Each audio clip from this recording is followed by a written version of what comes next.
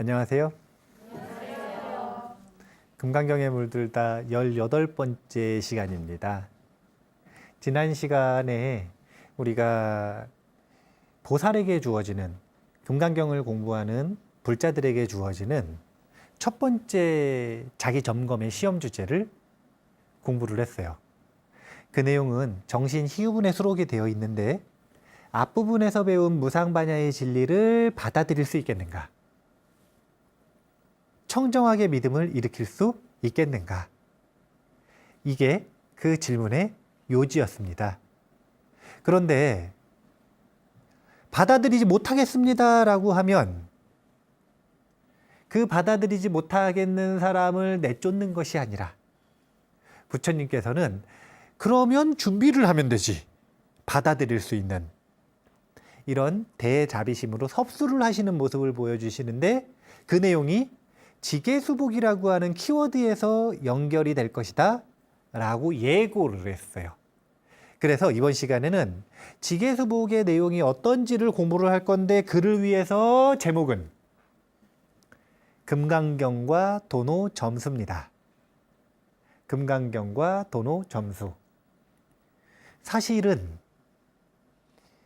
아주 재밌는 점인데, 거기서 만약에 예스라고 자신 있게 한 사람이 있다. 근데 이제 그 사람을 점검해 보니까 예스가 아닐 수도 있겠죠. 그래서 대답은 예스라고 했지만 점검해 보니까 예스가 아닌 경우 빼고, 진짜로 예스라면 사실은 도노점수라고 하는 이 수행의 개념 속에서 깨친 이후에 수행이 되는 거예요. 예스면. 근데 만약에 노면 깨치기 전에 수행인 거죠. 그래서 오늘 스스로 금강경을 공부를 하는데 오전 수행을 할 것인가, 오후 수행을 할 것인가, 깨치기 전에 수행을 해야 되는 것인가, 깨친 후에 수행을 해야 될 것인가, 그것을 스스로 한번 점검해 볼 수 있는 시간이 주어질 것입니다. 청정한 믿음이 일어나는 이유는 다른 것 때문이 아니라 그랬어요. 그건 믿음의 원천이 있어요. 갑자기 무작정 공짜로 생기는 건 아니에요. 이것은 지계수복을 충분히 했을 때 드러나는 것이 청정한 믿음입니다. 여기까지는 이해가 되시죠? 네. 그런데 이 개념을 잘 이해하기 위해서는 오늘 두 가지 개념을 잘 배워볼 거예요. 그게 뭐냐면, 첫 번째는 수다원, 그 다음 두 번째는 지계수복. 이 수다원은 사실은 금강경 또 공부를 하다 보면 이 일상무상분 제9분이거든요. 일상무상분에 가면 또 수다원을 자세하게 다뤄요. 그런데 일상무상분에서는 금강경식 수다원을 얘기합니다. 그렇기 때문에 초기 불교에서는 수다원을 뭐라고 했는지를 오늘 간단하게 한번 살펴볼 건데, 이 수다원을 아는 건 굉장히 중요해요, 사실은. 왜 중요하냐면, 자, 수다원은 성인이에요, 범부예요? 성인이죠. 네. 그럼 완전히 깨친 자네요?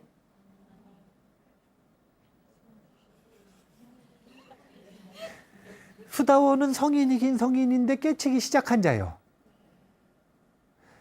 이 말 자체가 사실은 예전에 한국 불교에서는 잘 받아들여지지 않는 말입니다. 왜냐하면 깨친 거면 깨친 거지, 깨치기 시작한 게 어딨냐 이거예요. 깨친 거면 깨친 거지, 깨침에 무슨 차별이 있느냐 이거예요. 그런데 이거는 엄청 잘못된 거예요. 왜 잘못된 거냐면, 석가모니 부처님은 분명히 깨치기 시작하면 수다원, 나아가면 사다함, 더 나아가면 아나함, 그리고 완성되면 아라한이라고 하는 차제를 두셨단 말이에요. 이 얘기는 무슨 얘기냐면, 성인이 수다원, 사다함, 아나함, 아라한이 있어요. 이 얘기는 단계가 있다는 거예요, 없다는 거예요? 차별이 있다는 거예요, 없다는 거예요? 아니, 부처님이 차별이 있다는데 도대체 누구 말을 듣고 차별이 없다라고 이야기를 하는지 도저히 이해가 안 되는데, 깨침에도 분명하게 차별이 있는 거예요. 석가모니 부처님의 기준을 좀 우리가 명확하게 볼 필요가 있어요. 니까야 속에 수다원, 사다함, 아나함, 아라한이 어떻게 차별적으로 구분이 되는지를 자주 언급을 하십니다. 이 언급은 왜 하는 거냐면 다른 이유 때문이 아니라 아주 현실적인 이유예요. 지금은 내가 부산에 가가지고 수행을 했어요. 한 학기 동안. 그런데 부처님이 서울에 계신 거예요. 그러면 부처님 만나러 400km를 걸어와야 돼요. KTX 타고 와야 돼요. 비행기를 타고 와야 돼요. 화상통화하면 돼요.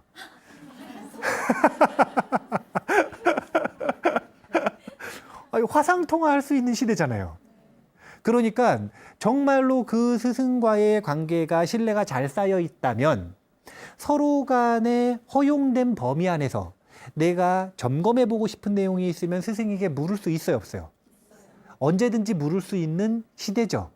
근데 인도 당시에는 그렇지가 않았다는 거예요. 앙거를 진해로 1000km 멀리 간 거라. 그런데 거기서 내가 수행을 하다가 자기 문제에 직면을 했어요. 의심에 직면을 했어요. 내가 지금 이래도 되는 건가? 길을 잃었어요. 그러면 스승 쫓아가가지고 점검을 해야 돼요? 아니면은 자기가 스스로 응급조치로서 자기 점검을 할 수 있으면 좋아요. 자기 점검을 할 수 있으면 좋겠죠. 그 점검 기준으로 주신 게 바로 10가지 족쇄, 그 다음에 사양, 삭과의 구분입니다.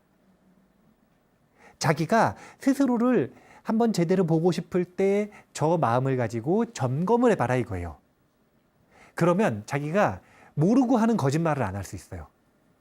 아라한이 뭔지 모르는 사람들은 수행이 조금 되기 시작하면 나 아라한이다 이런단 말이에요. 근데 이거 굉장히 큰 악업입니다. 대망어. 대망어. 그냥 망어가 아니라 대망어. 대망어. 이런 어리석은 잘못을 저지르지 않으려면 뭐가 아라한이고 뭐가 아람이고 무엇이 수다원인지를 정확하게 알아야 되는 거예요. 근데 그 중에서도 수다원이 무엇인지를 아는 건 한국 불교에서 굉장히 중요한 주제예요. 왜냐하면 한국 불교에서는 깨달음이라고 하는 걸 너무 이렇게 요 범위가 깨달음이면 여기만 깨달음이라고 보고 있기 때문에 그래요. 무슨 얘기냐면 이런 겁니다. 한번 생각을 해보죠. 부처님 당시엔 참 이상해요.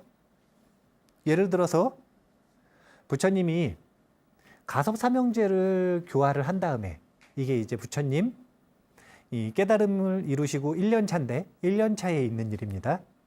그런데 가섭사명제 그 당시에 가장 이 마가다구 근처에서 가장 큰 교단이에요. 배화교. 아마도 조로아스터교일 가능성이 있어요. 근데 그 배화교의 교주 3명을 교화를 한 거예요. 제자가 됐어요. 아라한이 됐습니다. 이 3명 밑에 있는 1000명의 제자들이 아라한이 됐어요. 대사건이라. 대사건. 그러니까 마가다구 국왕이 같이 갈 사람 가자. 그래가지고 귀족 그 당시에 요 귀족 2만 명이 같이 갑니다.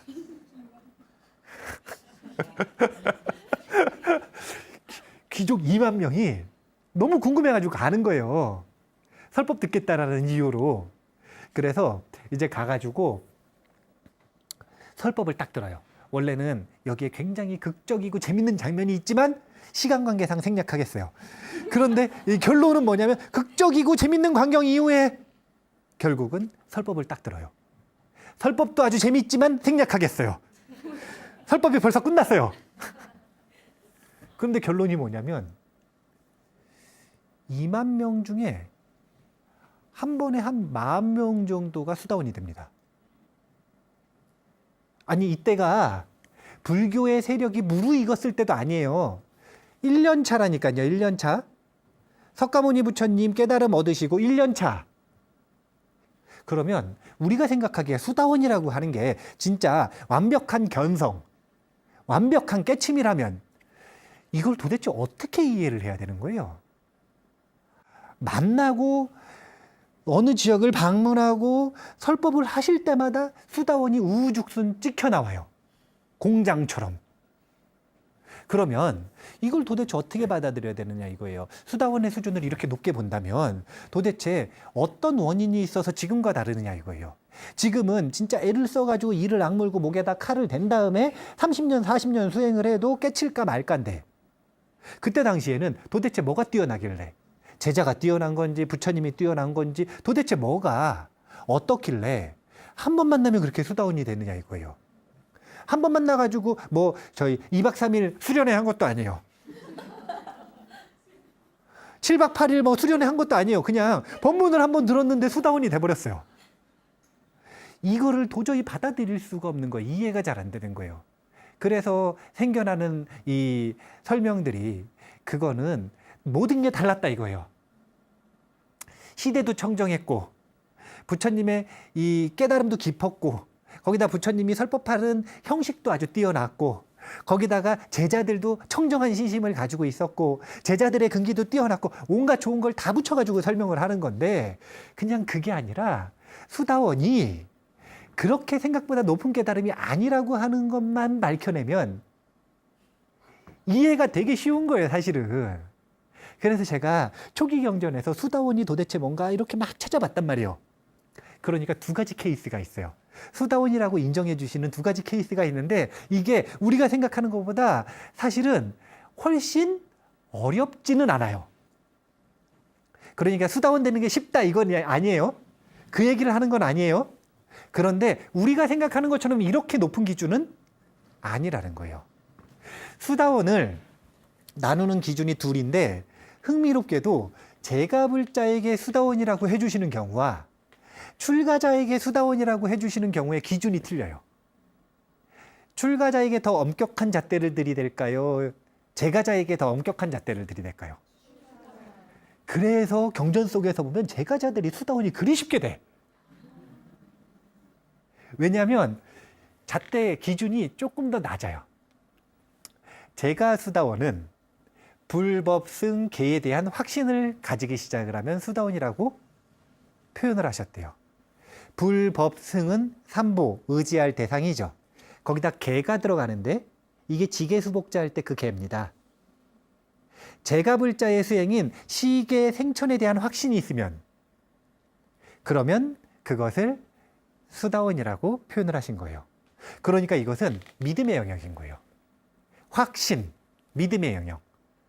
여기서 말하는 확신은 의심이 있다는 거예요, 없다는 거예요? 그러니까 청정한 믿음. 금강경에서 청정한 믿음이 나겠는가? 그 확신. 이것을 수다원이라고 인가를 해주신 겁니다. 그러니까 불법승계에 대한 확신이 도대체 뭔가 이것도 사실은 감이 잘 안 오시죠. 왜냐하면 초기 불교에서는 정형구로 항상 반복해가지고 배우고 읽고 했었던 내용들을 우리는 안 읽었기 때문에 그래요. 초기 불교에서는 부처님에게 귀의하는 이유가 명확하게 정리가 되어가지고 정형구처럼 남아 있습니다. 부처님은 이러하고 부처님은 이러하고 부처님은 이러하고 부처님은 이러하고 부처님은 이러해서 저는 부처님께 귀의합니다. 가르침은 이러하고 가르침은 이러하고 가르침은 이러해서 저는 귀의합니다. 이런 정형구가 있고 그걸 기도문처럼 공부를 하고요. 그걸 법회 때 공부를 해요. 반복해서 듣고 공부하고 그러면은 그 내용을 기억할 수 있을까요, 없을까요? 있으면 그걸 기준으로 해가지고 자기가 절에 다니면서 부처님이 진짜 그런가? 가르침이 진짜 그런가? 스님들이 진짜 그런가? 눈으로 확인할 수 있을까요, 없을까요? 확인을 해버렸네요. 그러면 이제 의심이 생겨요, 안 생겨요? 안 생기잖아요. 우리가 그런 기준이 없으니까 자기 기준 가지고 부처님은 이래야 되고 부처님은 저래야 되고 가르침은 이래야 되고 가르침은 저래야 되고 스님들은 이래야 되는데 스님들이 저렇다 이러면서 온갖 얘기를 다 하는 건데 초기 불교엔 딱 이런 정확한 기준이 있는 거예요. 그런 기준을 가지고 불법승에 대한 믿음이 생겼으면 그 다음에 이건 지금 신심의 영역에 있는 거죠. 계에 대한 즉 시와 계에 대한 제가 수행에 대한 믿음이 생겼다라는 걸 생겼다라는 건 그걸 실천한다는 거예요, 실천 안 한다는 거예요? 실천한다는 거죠. 그렇게 해서 불법승 계에 대한 확신이 생기면 그것을 제가 수다원이라고 이야기를 하시는 기준이 하나가 있다는 거예요. 그러니까 수다원에 대해서 여러 기준들이 있는데 그 중에 하나가 이런 기준이 있습니다. 그 다음 또 출가수다원은 이런 기준이 있어요. 이제 10가지 족쇄라고 하는 게 있는데 그 중에서 의심, 계금, 취견, 유신견이라고 하는 3가지 족쇄가 끊어지면 수다원이라고 표현을 해요. 그래서 되게 재밌는 게 출가자에게는 기준이 아주 날카로워요. 왜냐하면 어떤 스님이 사선 8정을 다 했어요. 색계선정과 무색계선정을 완벽히 닦았어요. 신통이 자제합니다. 그런데 범부래요. 그런데 범부예요. 수다원으로 인정을 안 해줘요. 왜냐하면 사선 8정을 다 닦았는데 유신견이 아직 끊어지질 않은 거예요. 그러니까 의심, 계금, 치견, 유신견이라고 표현했지만 그 중에서 이 유신견이 핵심인데, 이 유신견이 뭐냐면 색수상행식, 오늘 나라고 여기는 견해, 이 견해가 끊어져야 수다원이라고 표현을 하는 거예요. 즉 무아에 대한 알미 시작되는 것, 금강경식으로 이야기하면 무상반야에 대한 알미 시작되는 것, 그것이 받아들여지거나 타당하다고 생각하거나 이해되는 게 아니라 그것이 알미 시작되는 것. 그래서 출가수다원은 믿음의 영역에서 나아가서 해의 영역이라고 볼 수가 있어요. 왜 해의 영역이라고 이야기를 하냐면 유신견이죠. 견해가 끊어진 거니까. 그리고 수다원이 됐다 그래서 분노가 끊어질까요? 안 끊어질까요? 안 끊어져요. 탐욕이 끊어질까요? 안 끊어질까요? 안 끊어져요. 사다함이 되고 안함이 돼야 끊어집니다. 그 얘기는 뭐냐면 수다원은 그 전과 바뀐 건 견해지 감정이 아니라는 거예요. 그래서 해의 영역이라고 표현을 했습니다. 수다원을 두 가지로 저렇게 구분을 했는데 이 두 가지 수다원의 기준을 잘 기억을 해두시고 이번에는 지계수복을 또 두 가지로 구분을 하는 법을 알려드릴 거예요. 여기서 지계는 그냥 딱 봐도 명확해요. 계정의 사막 중에 계죠. 근데 이 수복, 복을 닦는다라는 게 도대체 무엇인가? 이것이 명확하지가 않은 거예요. 이것에 따라 둘로 나눌 수가 있는데 제가불자 같은 경우에는 그 당시의 수행이 보시와 지계였습니다. 지계 여기 있네요. 그럼 이제 수복은 보시가 되는 거예요. 제가불자가 복을 닦는 법은 보시하는 것이었어요. 삼보전에 공양 올리는 것. 이것을 가지고 복을 닦을 수 있었습니다. 그래서 금강경에서 계속 반복되는 의문이 그거 아니에요. 아니 무상의 대상에게 청정한 무주의 마음으로 공양을 올렸는데 공덕이 됩니까? 이게 뭐냐면 복이 됩니까? 복이 왜 중요하죠? 복이 있어야 성불을 한다고 생각을 하니까. 그러니까 이 복을 닦는 문제는 아주 중요한 이슈인데 그 복을 닦을 수 있는 방법이 제가자는 보시였다라는 거예요. 그래서 지계수복이 제가자의 수준에서는 시계, 보시와 지계가 지계수복이다 라고 보시면 돼요. 이걸 통해서 불법승 계에 대한 청정한 믿음이 나는 거고 청정한 믿음이 난 걸 뭐라고 표현했던 거냐면 수다원이라고 표현을 했던 거예요. 그 다음에 출가자 같은 경우에는 자 출가자는 보시할 게 있어요 없어요? 아니 당시에 부처님 당시에 요즘은 스님들도 돈을 가지고 있어요. 네, 저도 돈 가지고 있어요. 저도 여기 카드 있어요. 가지고 있어요.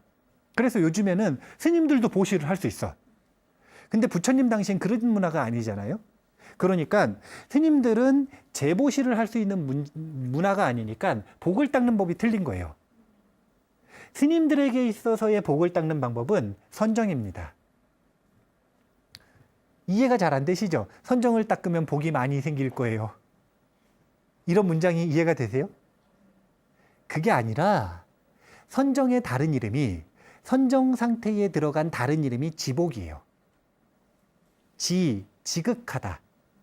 지극한 행복을 선정이라고 합니다. 그래서 여기서 말하는 수복이 수지복이라면 그러면 결국은 선정을 닦는 것이 출가자에게는 수복이 되는 거예요. 그러면 출가자는 지계와 선정을 닦았어요. 그러면 자 봐보세요. 출가자의 수행은 결국은 계정의 사막인데 계율을 잘 지켜서 1층 만들고 선정을 닦아서 2층을 만들었어요. 그러면은 3층 쉽게 지어져요, 안 지어져요? 3층이 뭐냐면 지혜죠. 이 지혜가 바로 무상반야란 말이에요. 1층 잘 지었고 2층 잘 지어서 준비가 잘 된 청정한 수행자가 무상반야를 못 알아들을 게 뭐냐 이거예요. 그래서 사실은 지계, 수복, 지계와 선정만 이야기한 이유는 이를 통해서 얻는 게 지혜이기 때문에 여기서 해가 따로 언급이 안 된 거예요. 출가자에게 있어서는 지계와 선정, 이게 지계수복입니다. 그러면 보시와 지계를 통해서 얻어지는 이해와 지계와 선정을 통해서 얻어지는 이해가 같을까요, 다를까요? 달라요. 지계는 똑같이 닦지만 제가불자가 청정한 믿음을 일으키는 것이 어떤 느낌이냐면 저 말이 맞다 그리고 의심이 안 나는 거라면, 출가자가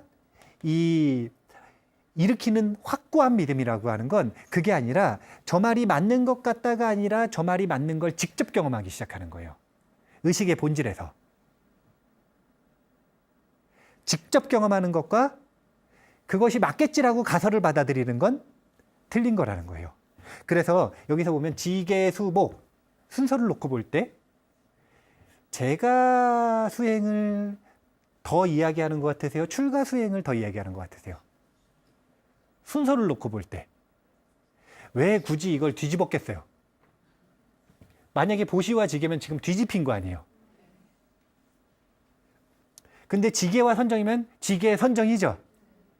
그러니까 순서를 놓고 볼 때도 사실은 요 출가 수행을 이야기를 하는 거예요. 그런데 이제 그러면 아유, 난 출가 안 했으니까 못하나?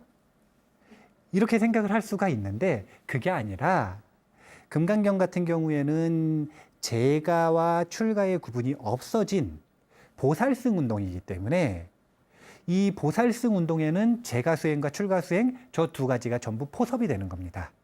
그런데 그 중에서도 기준을 삼으려면 저 출가 수행으로 확고한 직접 경험을 하는 것이 중요하다라는 이야기를 하고 싶은 거예요. 그런데 노인 경우에 자기가 제가자의 입장에 있는지 출가자의 입장에 있는지도 고려해보고, 자기가 선정수행을 닦을 수 있는 입장인지 없는 입장인지도 고려해보고, 자기의 상황에 잘 맞게 고려를 해서 내가 출가자도 아니고 선정수행도 못하겠다. 그러면 보시와 지계를 열심히 하시면 되는 거고, 그러면 청정한 믿음을 얻을 것이고, 나는 선정수행에 하루에 이 삶의 시간을 대부분을 투자를 할 수가 있다. 그러면 지계와 선정수행을 잘 닦아서 직접 경험을 하셔도 되는 거고, 이게 지계수복의 내용이라는 거예요. 오늘 제목이 금강경과 도노점수잖아요. 이 도노점수라고 하는 내용이 언제부터 언급이 됐냐면 옛날부터 언급이 됐어요. 옛날부터 논쟁이 심했어요. 도노돈수다, 도노점수다, 또 점오점수도 있어요. 점오점수. 평가하기를 부처님이 말씀하신 수행은 점오점수라. 왜냐면 점차로 깨닫는 거잖아요. 수다원, 사다함, 아나함, 아라한. 도노면 단박에 깨달았으니까 차별이 없어서 차제가 없어야 돼요. 근데 점오니까 수다원, 사다함, 아나함, 아라한이 있다 이거예요. 그러니까 온갖 수행 방법을 가지고 이게 맞다 저게 맞다 막 논쟁이 많았어요. 현대에도 논쟁이 있었을까요, 없었을까요? 있었죠. 성철 스님의 도노돈수를 언급을 하면서 도노돈수지 도노점수가 어딨냐, 점수라는 게 어딨냐, 깨달음이면 다 한 방에 되는 거지. 이런 이야기들이 논쟁으로 참 많이 언급이 됐는데 아마 고려시대 때도 그랬나 봐요. 그래서 고려시대 때 보조국사 진울 스님께서 그 모든 논쟁을 단 한 번에 딱 정리하는 수심결이라고 하는 저서를 통해서 단 한 번에 정리하는 개념을 세우는 거예요. 그러니까 저 보조국사 스님이 도노점수라고 하는 걸 설명하는 건 목적이 분명히 있어요. 어떤 목적이 있냐면 논쟁을 끝내기 위한 목적이에요. 그래서 개념을 새롭게 정의하는 겁니다. 도노라는 게 무엇인지 점수라는 게 무엇인지를 새롭게 정의해서 도노돈수, 점오점수, 도모점수를 전부 다 포섭을 시키는 개념을 만들어낸 거예요. 그 보조국사 스님의 도노 점수에 대한 설명인데 한번 읽어볼게요. 대체로 도에 들어가는 데는 여러 가지 많은 문이 있지만 요약해서 말하면 도노와 점수에 두 문에 지나지 않는다. 비록 도노 돈수가 가장 높고 수승한 근기가 들어가는 문이라고 하지만 과거를 미루어 보면 이미 여러 생 동안 깨달음에 의하여 닦아 점차로 익혀오다가 금생에 이르러 듣자마자 곧 깨달아 일시에 마치는 것이니 실로 말하면 이 역시 먼저 깨닫고 뒤에 닦는 근기인 것이다. 자, 지금 도노 돈수와 도노 점수를 회통하고 있는데 도노 돈수라고 하는 건 이런 거예요. 삶의 그래프입니다. 어느 순간이 있어요. 육조해능 스님은 요 순간에 저작거리에서 금강경을 들었다고 하대요. 금강경 어떤 스님이 외우는 걸 들었대요. 우리랑은 지금 문화가 틀린 거예요.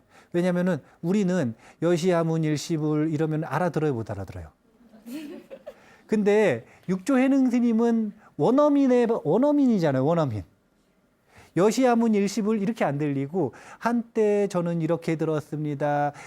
부처님께서 이 제따와나에서 계셨는데 뭐 이런 이야기를 이 한글로 딱 풀어서 하는 금강경을 들은 거예요.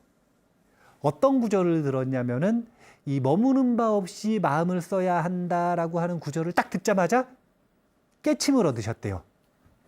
근데 그 깨침을 뭐라고 표현을 하냐면 도노 돈수라고 표현을 하는 거예요.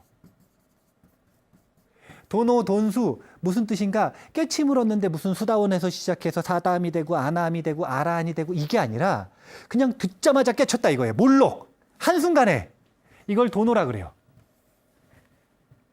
그럼 몰록 깨쳤어요. 완성됐어요. 그럼 더 닦을 게 있어요, 없어요? 그래서 그 순간에 한순간에 다 닦았다 이거예요. 그래서 도노 돈수라. 좋아 보여요, 안 좋아 보여요? 한방주의를 좋아하는 거예요.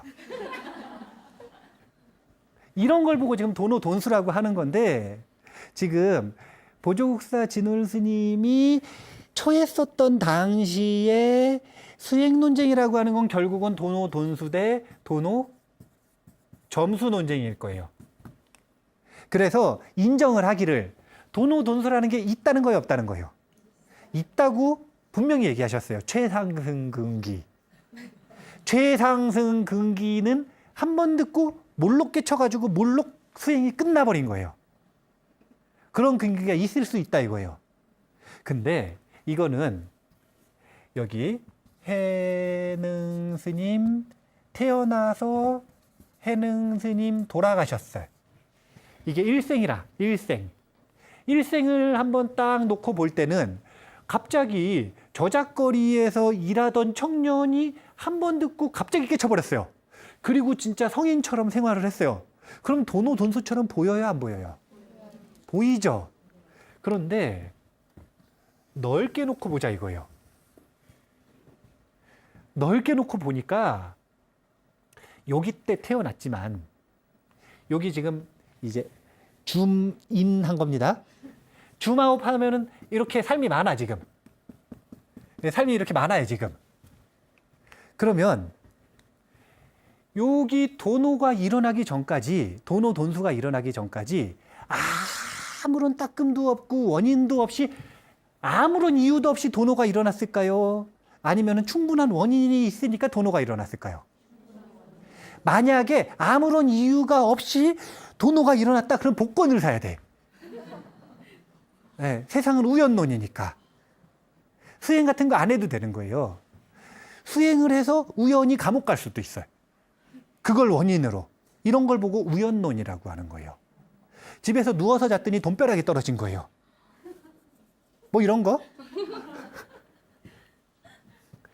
아니 세상이 그럴 수도 있어요, 없어요? 없다고 장담할 수 있어요? 없다고 장담할 수 없잖아요. 그럴 수도 있어요. 그런데 부처님은 그럴 수도 있다. 그런데 그렇게 우연론에 가까운 것이 당신들의 삶에 도움이 되는가? 아니면 인과론에 가까운 것이 당신의 삶에 도움이 되는가? 당신의 행복에 뭐가 도움이 되는가? 이걸 묻는 거예요. 어차피 둘 다 가설이라면 우연론은 허망해요. 그래서 결국은 아무것도 안 하고 쾌락에 빠지게 돼 있어요. 그런데 인과론은 도덕적인 삶을 살도록 자신에게 강요를 하고 그 다음에 선을 추구해서 자신을 발전시킬 수 있는 원동력을 만드는 가설이에요. 그럼 그 중에서 뭘 선택할 것인가? 인과론을 선택하는 게 행복에 유리하지 않은가? 부처님은 이렇게 설득하시는 거예요. 부처님은 내가 말하는 건 진리니까 믿어라 이렇게 하는 게 아니라 아니 그럴 수도 있지. 그럴 수도 있지. 그런데 뭐가 유리한지 생각해보고 선택해라. 그러니까 도노가 그냥 일어날 리가 있나. 도노가 일어나려면 한 생, 두 생, 세 생, 이거 셀게요. 넷, 다섯, 여섯. 이 무수히 많은 생 동안 원인을 지었을 거 아니에요. 그게 뭐였냐면 점수였다는 거예요. 점수. 열심히 무엇인가 따끔의 과정이 있었다라는 거예요. 이게 금강경식으로는 지계수복이겠죠. 이 지계수복이 있었기 때문에 이 순간 그 지계수복의 원인이 딱 무르익었을 때 어떤 일이 일어나는 거냐면 도노가 일어난다 이거예요. 그래서 넓게 펼쳐놓고 보면 도노돈수라고 하는 것도 결국은 도노점수다. 이렇게 회통을 해버리는 게 수심결속 보조국사 진을스님의 마음 닦는 방법입니다. 이게 도노점수예요. 이걸 소개하는 이유는 금강경이 위대한 이유가 있어요. 누구나 다 들을 수 있는 가르침이지만 가장 듣기 적합한 수준의 사람들이 분명히 있어요. 이 사람들의 수준이 지금 도노 이후의 수행을 전면으로 내세운 거예요. 그러니까 도노 점수라고 하는 언어를 빌려 쓰면 도노한 사람이 하는 수행이 바로 금강경 수행인 거예요. 이제 금강경의 언어를 가지고 보면 청정한 믿음이 난 사람이 금강경 수행을 하는 거예요. 그 전에 초기 불교의 언어를 빌르면 수다원이 하는 수행이 금강경 수행이 되는 거예요. 자꾸 이제 제가 이야기를 반복해서 하는데 그러면 수다원 이하는 하지 말아라? 그게 아니라니까요. 부처님은 자비로우시기 때문에 청정한 믿음이 왜 안 나느냐, 무아에 대한 알미 왜 이해가 안 되느냐, 왜 나는 도노가 안 되느냐 라고 자꾸 자기를 자책하고 그쪽으로 몰아가지 말고 지계수복을 하면 그럼 준비가 되니까 지계수복을 해서 저 도노 이후의 수행을 합류해가지고 같이 해라. 이렇게 이야기를 하시는 거예요. 그러니까 금강경은 오전 수행이 있고 오후 수행이 있는데 정오를 기준으로 나누는 게 아니에요. 깨침을 기준으로 나누는 겁니다. 이 깨침의 내용이 조금씩 다 다를 뿐이에요. 깨침의 내용이 다 다를 뿐이에요. 그래서 이게 이제 도노라면 도노 이후의 수행을 이야기하는 게 금강경의 본론이라. 그런데 이 본론을 공부를 하려면은 시험, 이 자기점검의 시험을 딱 할 때 예스라고 말할 줄 알아야 돼요. 그러니까 예스라고 흉내내는 게 아니라 진짜 자기가 예스인 거라, 그 의문에 대해서. 그러면 오후 수행으로 나아갈 수 있다는 거예요. 근데 마음이 안 나는 거예요, 그게. 그러니까 마음이 나긴 났는데 질문 끝나자마자 의심이 또 일어나요. 또는 이거 질문할 때는 그거는 마음이다라는 게 났는데 질문 안 할 때는 또 이거 책 보고 있다고 생각하는 거예요. 그 경계가 지나가면 까맣게 잊어버리는 거죠. 이거는 오후 수행이라고 할 수가 없고, 그렇게 되는 이유는 뭐 때문인 거냐면 지계수복이 부족하기 때문에 정신희유분을 기점으로 해가지고 둘로 나뉘는 거예요. 청정한 믿음이 났다. 그러면 오후 수행으로 원활하게 계속하면 된다. 청정한 믿음이 안 났다. 그러면 뒤에를 읽지 말라 이게 아니라 이때 그것이 원활하게 되려면 오전 수행인 지계수복을 잘 실천해서 보충하라. 이렇게 이야기를 하고 계시는 거예요. 금강경이 위대한 이유는 지금 이 초기 불교 때부터 시작되어 있는 이 수다원, 사다함, 아나함, 아라한, 사실은 그것 말고도 성인 말고도 범부라고 하는 요 수행 계위, 요 수행 계위를 쫙 정리를 해가지고 둘 다 섭수를 해서 다 이렇게 안심으로 나아갈 수 있도록 만들어주시는 가르침이기도 하고, 그러면서 오후 수행이라고 하는 걸 전면으로 내세웠다라는 것. 금강경은 깨친 이후의 수행이라고 하는 걸 전면으로 내세웠다라는 것. 물론 이제 금강경에서 이건 깨친 이후의 수행입니다, 이런 말은 없어요. 예, 제가 그렇게 정리를 하는 건데, 내용을 보고 그렇게 정리를 하는 건데, 이 오후 수행이 전면으로 드러났다라는 것 자체가 아주 뛰어난 점이라는 거예요. 그 전까지는 오전 수행을 이야기하는 것이 주구를 이뤘다면, 금강경에서는 이 오전 수행의 육바라밀을 한 단계 뛰어넘어서 다음 버전, 육바라밀 한 바퀴 돌아서 반야를 통해서 깨쳤으면 그 깨친 바를 의지해서 수행하는 오후 수행으로 나아갔다라는 것. 그러니까 금강경 이후에는 오후 수행을 이야기하는 것들이 많습니다. 근데 그 오후 수행의 시작을 열기 시작했었던 초창기 작품이 이 금강경이라고 하는 거예요. 보살승 운동. 이게 아주 뛰어난 점이다. 도노 점수만 이야기를 했지만, 아까도 이야기했던 것처럼 도노가 아무 원인 없이 일어나요, 안 일어나요?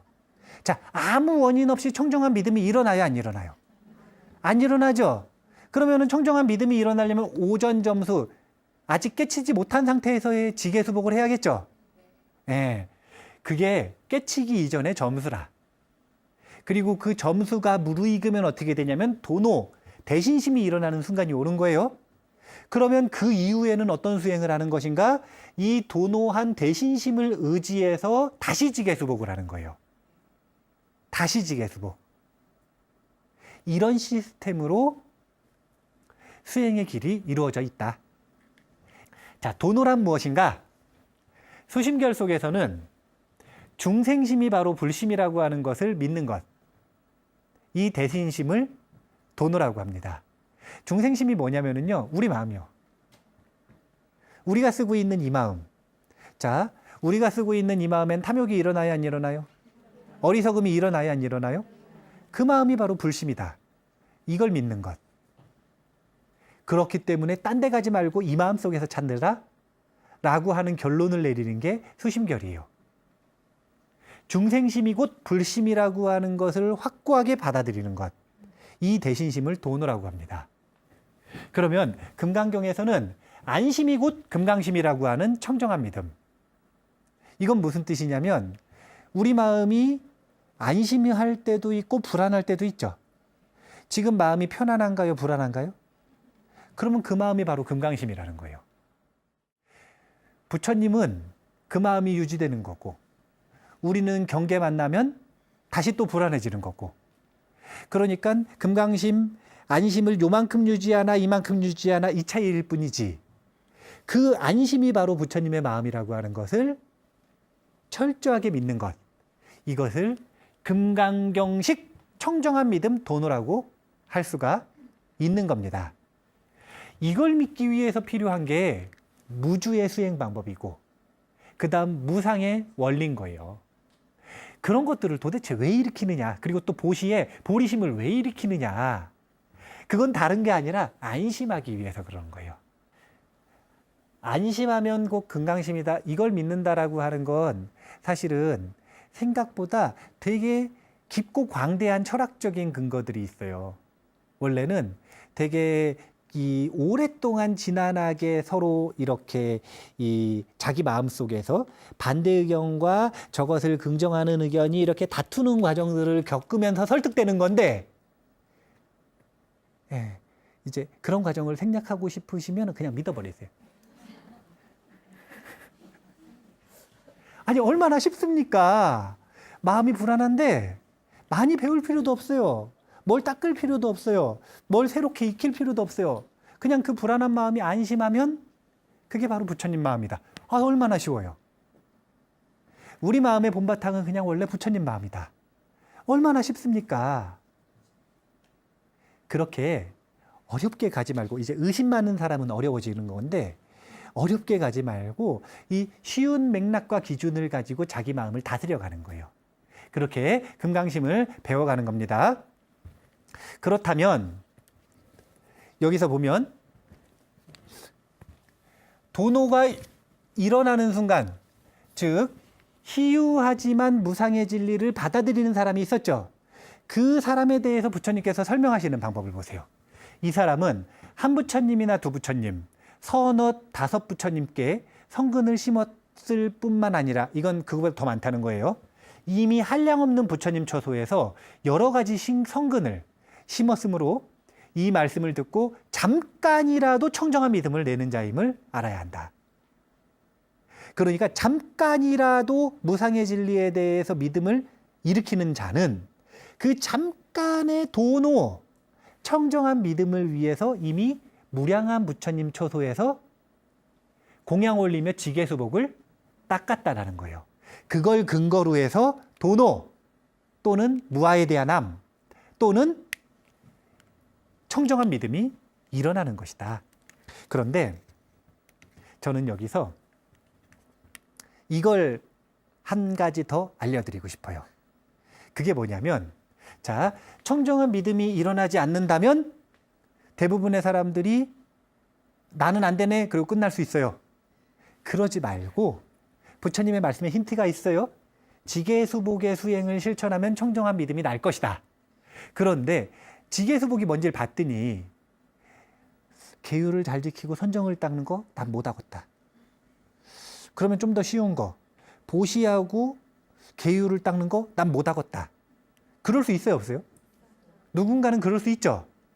나는 지계수복도 못하겠다면, 그러면 이쯤 되면 성격 안 좋으신 분들은 발로 차버릴 수 있어요. 그만해라. 그런데 부처님은 역시 최하근기까지, 최상근기도 잘 섭수해 주시지만 최하근기도 잘 섭수해 주세요. 지계수복도 못하겠다면 그러면은 집에 가라, 이게 아니라 스승에게 공양하라.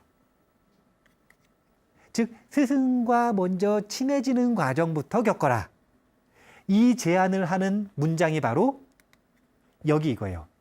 이 사람은 한 부처님이나 두 부처님, 그리고 한량없는 부처님 처소에서 여러 가지 선근을 심었으므로, 여기선 부처님이라고 표현을 했지만 스승을 쫓아다니면서 공부하고 수행을 할 수 없다면 스승을 잘 정기적으로 친견하고 모시면서 공양하고, 그리고 이제 그냥 왔다 갔다만 하더라도 스승과의 관계가 잘 유지가 되면 그러면 자연스럽게 지계수복으로 넘어갈 수 있다라는 거죠. 그래서 이런 걸 티베트 불교에서는 구루 요가라고 하는데, 스승에게 헌신하는 연습부터 시작하는 것, 구루 요가라고 하는데, 그 구루 요가가 가장 수행의 첫 번째 단계에 있는 이유가 있는 거예요. 스승에게 헌신하는 연습 먼저 하면, 그러면 수행의 욕구를 가지고 지계수복을 할 수 있고, 그럼 지계수복이 무르익으면 청정한 대신심이 일어나겠죠? 그러면 오전 수행 끝나고 오후 수행으로 넘어가는 것이다. 누구나 오후 수행을 하고 싶을 거예요. 언제까지 오전 수행해야 되나? 이런 생각을 할 수도 있습니다. 누구나 희유한 사람이 되고 싶죠. 하지만 세상에 원인 없이 희유해지는 방법은 없어요. 그래서 지금 자기의 상황에 걸맞게 할 수 있는 수행을 잘 이어나가면, 그러면 부처님께서 누락되는 공덕 없이 그 모든 불자들을 전부 하나하나 지켜보고 충분한 공덕을 받을 수 있도록 해주신다고 하니까 그거 믿고 우리가 수행을 잘 이어나갔으면 좋겠습니다. 오늘 이만 마치겠습니다. 감사합니다.